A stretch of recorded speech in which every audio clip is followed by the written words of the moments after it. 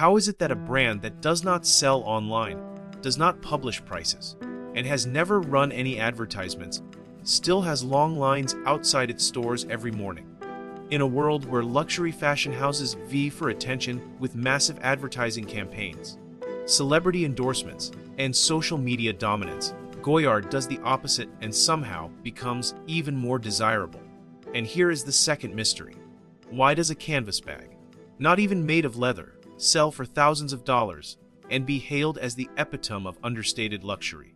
How does a material originally designed for sailboats end up in the hands of celebrities, billionaires, and fashion insiders who claim that only fashion connoisseurs understand? But the biggest paradox is, according to industry experts, nearly 95% of Goyard bags circulating in the resale market are fakes. You would think this would reduce demand, damage trust, or at least slow Goyard's growth. Instead, the opposite is happening. Authentic Goyard bags are even harder to find and more expensive. So what exactly is going on here? How can such a mysterious, inaccessible, and quiet brand dominate the luxury segment without any advertising? Let us analyze it. When I talk about Goyard, I am not just talking about a luxury brand, but the oldest surviving luxury brand in the world, founded in 1792. Long before Louis Vuitton, long before Hermes became a global empire, Goyard crafted trunks for European nobility. And astonishingly, more than 2 centuries later, it remains a privately owned, family-run brand with only 35 stores worldwide. No flashy advertising campaigns, no celebrity endorsements, no e-commerce, just heritage, craftsmanship, and a legendary aura that modern luxury brands simply cannot replicate. Goyard has thrived not on marketing, but on scarcity, its story, and a passionate celebrity following. From Kanye West to the Kardashians, from Karl Lagerfeld to Sophia Richie, the brand quietly thrives among those who value heritage over glamour. This leads us to the big questions. Why is Goyard so expensive?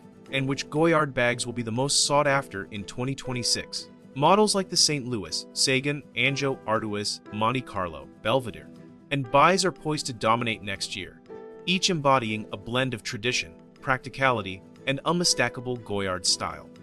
But before delving into the reasons, there is one thing you should know.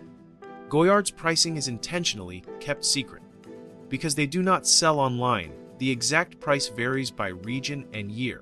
However, based on market data, I understand that small leather goods like St. Sulpice card wallets cost from $500 to $1,000 and up.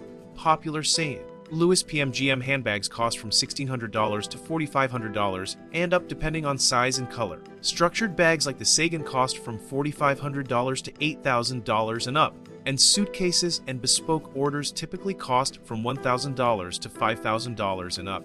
And remember, special colors and customizations can drive the price up even higher. With that in mind, let us explore why a brand like Goyard is so popular and commands such high prices. To understand why Goyard holds such an unshakable position in the world of luxury, we need to go back more than 2 centuries. The story begins in 1792, when the brand was born as a humble but highly respected trunk maker serving the French aristocracy. At a time when travel was slow, dangerous, and exclusive to the upper class, Goyard was renowned for crafting trunks that were not only durable, but also elegant enough to be fit for royalty. In 1834, the workshop moved to Rue du Faubourg Saint-Honore, one of Paris's most prestigious streets. That address remains the brand's flagship store to this day, a tangible testament to Goyard's enduring success while the world around it has changed. By 1853, leadership was transferred to Francois Goyard, who officially renamed the brand and laid the foundation for the identity we recognize today. He streamlined the brand's heritage into 3 core elements. First, traditional trunk-making techniques, preserved with meticulous care. Second, Goyardine fabrics, lightweight yet incredibly durable. And third, the Y-shaped emblem, inspired by the family's ancestors who transported timber by river in Burgundy. Together, these elements form the DNA of Goyard, a blend of history, artistry, and heritage that no modern brand can replicate.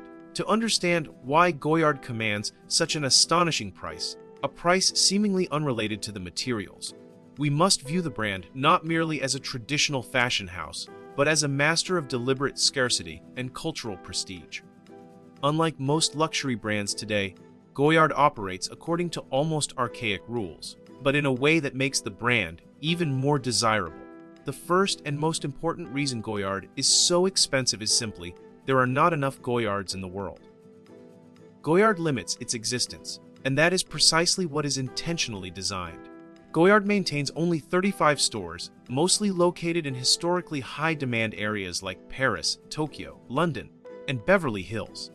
They do not open stores as quickly as Louis Vuitton or Gucci. They do not expand aggressively, license the brand name, or pursue global dominance. Instead, they deliberately keep the brand compact. And unlike most other luxury competitors, Goyard refuses to sell online.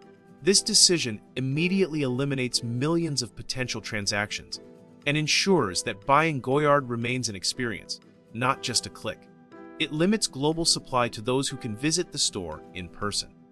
Production remains almost entirely in France, meaning output cannot increase without compromising the craftsmanship and identity upon which the brand is built. While LV can produce hundreds of thousands of items, Goyard only produces a fraction, not because they cannot produce more, but because they do not want to.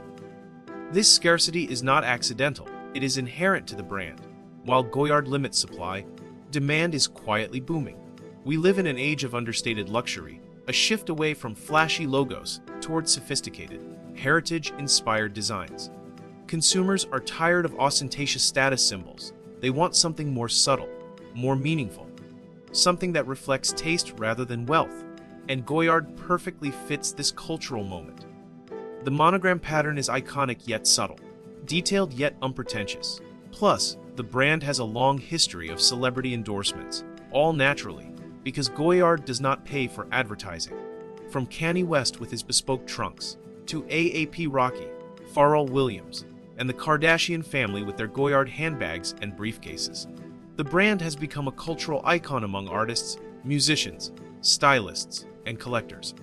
When celebrities use a brand that does not require fame, the effect is amplified. It creates a sense of authenticity, a feeling of desirability, and it fuels demand even higher. In recent years, as more and more consumers have turned away from mainstream luxury, Goyard's secrecy and exclusivity have made it one of the most coveted brands in the world. In a who-knows-knows fashion, and here is what surprises many, Goyard bags do not cost a fortune to produce. Disassembling the Mini Anjou reveals the estimated total cost of materials and assembly. Materials canvas and leather cost around $110. Labor costs in France are around $90. The total estimated production cost is around $200. However, retail prices range from $2,000 to over $5,000, and that is just for the bag itself. Suitcases can cost up to $5,000 or more. So why the inflated price? Because customers are not paying for the leather. They are paying for access to a limited edition brand. They are paying for the craftsmanship, the preserved heritage of suitcase making, the hand-painted personalization, and the meticulous attention to detail in crafting the Goyardine canvas. Most importantly, they pay for controlled distribution, which prevents Goyard from becoming too commonplace. It can be concluded that Goyard is not expensive for its own sake, but for what it represents. When you buy a Goyard, you are not just buying a handbag or a structured bag. You are buying a piece of Parisian history, a piece of cultural legend, and a gateway to a world that very few brands can replicate. Goyard is expensive not because of the materials, but because of its deliberate scarcity, cultural capital, and a meticulously protected heritage. In a world of mass luxury, Goyard remains one of the last true examples of luxury by producing in limited quantities, and that alone makes it priceless. Given Goyard's exorbitant price tag, it is no surprise that there is a lot of debate surrounding it, some of it surprisingly heated. The first and most obvious point of contention is, Goyard bags are primarily made of canvas, not leather. For many, this raises a blunt question.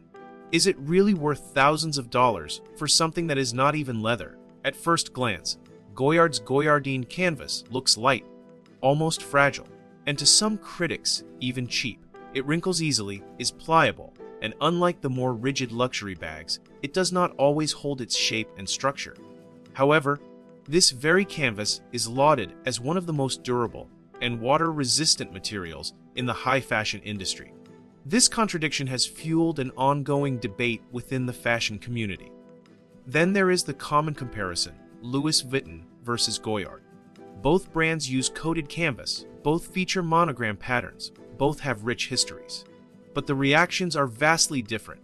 LV's canvas is often criticized as too common, commonplace, or mass-produced luxury, while Goyard's canvas is lauded as refined luxury, stylish, and for the discerning.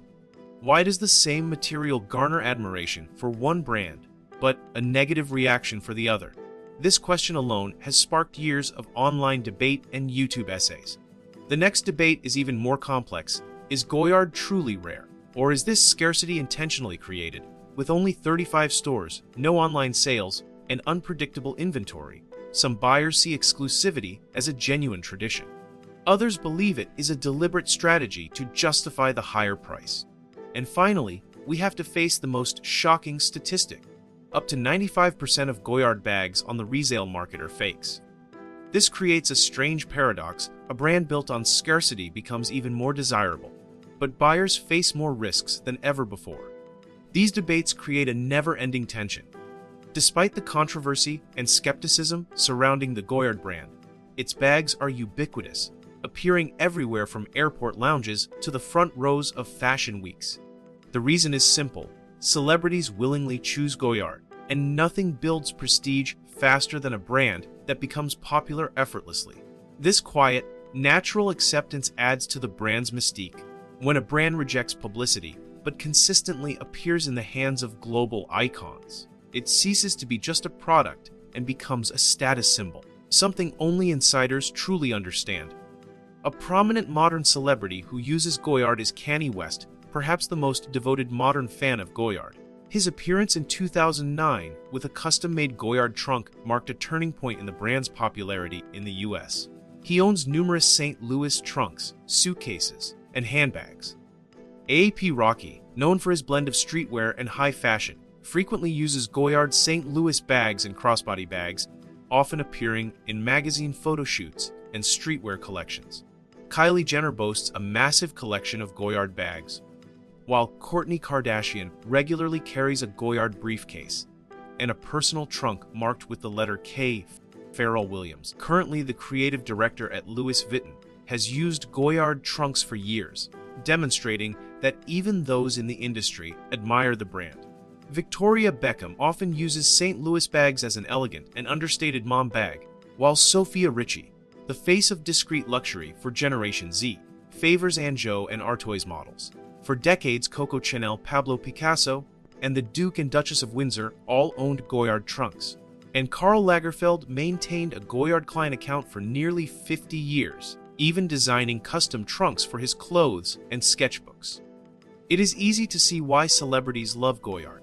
It is sophisticated, understated, perfect for discreet elegance, incredibly durable and lightweight, ideal for travel, and free of flashy logos, appealing to celebrities who value privacy.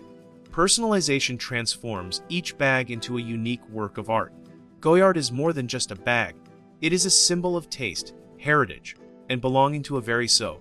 Given its extreme price and luxury, is this a good investment?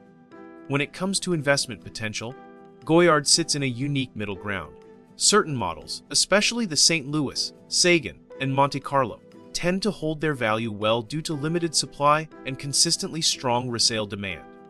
Scarcity naturally increases their appeal. However, the risks are real. Counterfeiting rates are extremely high, canvas material is not always appealing to collectors, and the quiet luxury trend can eventually change. Therefore, in my opinion, Goyard should be viewed more as an emotional than a financial investment. Buy it because you love it, and any value retention becomes an added bonus. After learning about Goyard's history, craftsmanship, controversies, and economic aspects, we can draw a few clear lessons. First, true luxury comes from heritage, not from flashy advertising. Goyard does not need logos or celebrity endorsements. Its heritage speaks louder than any marketing campaign. Second, while many brands create artificial scarcity to attract attention, Goyard's scarcity feels authentic. Limited stores, tightly controlled production processes, and a refusal to sell online help preserve a consistent identity for over 2 centuries. And third, in the world of luxury goods, the story is just as important as the material. You are not just buying a canvas bag, you are buying a piece of cultural history.